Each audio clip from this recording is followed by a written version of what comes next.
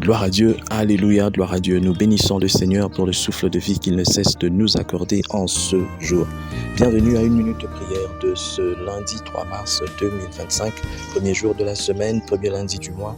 Que le Seigneur bénisse le mois de mars pour tous ceux-là qui me suivent. Aujourd'hui, le Seigneur a mis en mon cœur le désir de te partager ce passage, toi qui me suis, de 1 Roi chapitre 17, le verset 4 que je lis au nom de notre Seigneur Jésus-Christ.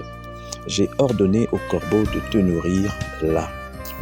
J'ai ordonné au corbeau de te nourrir là. Lorsque le prophète Élie était en fuite face aux prophètes de Baal, face aux hommes de cette femme ignoble dont je ne voudrais même pas citer le nom, il est allé se cacher au torrent de Kérit sur recommandation de l'Éternel des armées. Et l'Éternel lui-même lui a dit de se cacher. Il lui a dit, j'ai ordonné au corbeau de te nourrir. Ce passage que beaucoup aiment, j'aime aussi, est prêché de plusieurs manières. Mais aujourd'hui, j'aimerais que le Saint-Esprit puisse t'ouvrir les oreilles pour que tu puisses écouter ce que j'ai à te dire. On présente le corbeau comme un animal impur, mais que Dieu a choisi pour pouvoir nourrir un homme saint. Eh bien, j'aimerais aujourd'hui te dire quelque chose.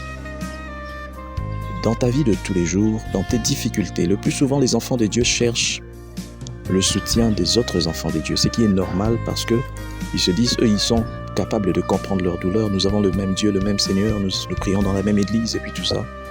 Mais nous oublions de fois que le Seigneur nourrit et donne la vie à tous ceux-là qui ne le connaissent pas pour qu'eux puissent nous servir. Je me répète, tous ceux-là qui ne connaissent pas Dieu, mais qui, vous voyez, dans leur vie, évoluent, réussissent sur le plan financier et puis tout ça.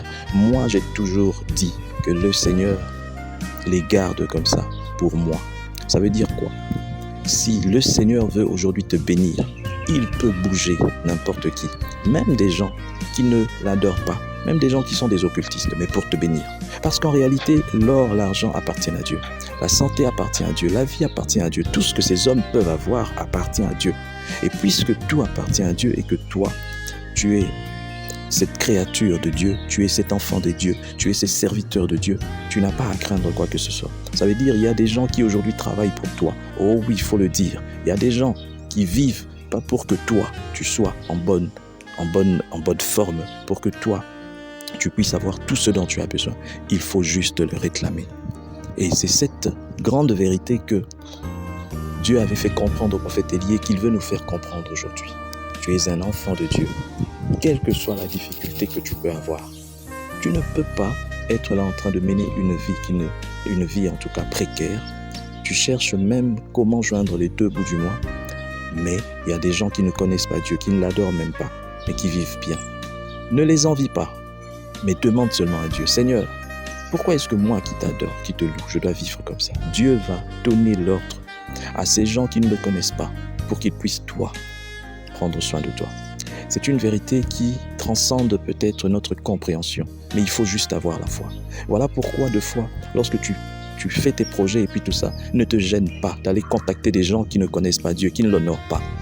Dieu va donner l'ordre pour que ces gens puissent te répondre positivement. Aujourd'hui, donc, ce matin, j'aimerais dire à toi qui me suis, tu te dis peut-être non, je ne connais pas cet homme-là, mais j'ai un dossier urgent.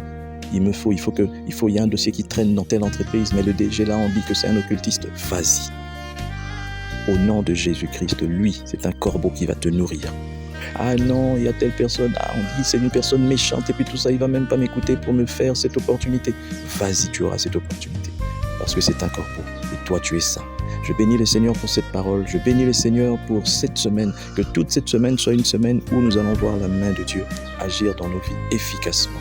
Au nom de Jésus-Christ. Amen. Bonne journée et bonne semaine à tous. Chers frères et sœurs, dans le Seigneur, vous avez l'occasion de servir Dieu avec votre temps, avec votre intelligence, mais aussi avec vos moyens. Soutenez, restez unis dans une minute de prière chaque jour. Écrivez-nous, envoyez vos dons ici. Que Dieu vous bénisse.